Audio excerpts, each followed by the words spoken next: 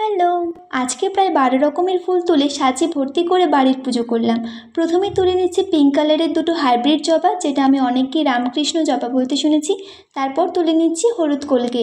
এরপর তুলে নিচ্ছি নীলকণ্ঠ বা অপরাজিতা, যেটা আমি রাস্তার ধার থেকে দুটো বীজ এনে লাগিয়েছিলাম আর আজ ভরে ভরে ফুল পাচ্ছি।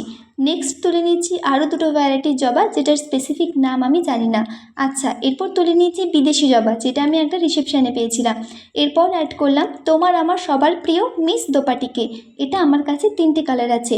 এরপর তুললাম অলকানন্দা বাহারি রানীকে।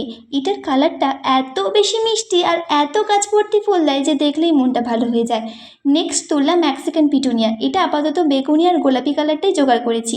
এরপর তুললাম লক্ষ্মী জবা, নামেও যেমন লক্ষ্মী, দেখতেও সেরকম লক্ষ্মীমন্ত। এবার তুলে নিচ্ছি নয়নতারা, সারা বছরই ফুল দেয়, এর বেশ প্রশংসা করতেই হয়।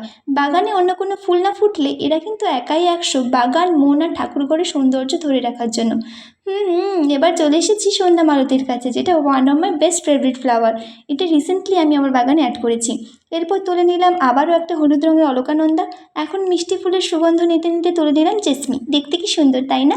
এরপর আনন্দে ডগমগ হয়ে তুলে নিলাম বেলফুল।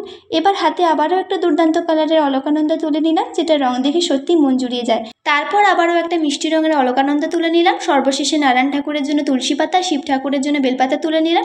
এই তো সাজি ভর্তি ফুল নিয়ে চললাম এবার ঠাকুর ঘরে।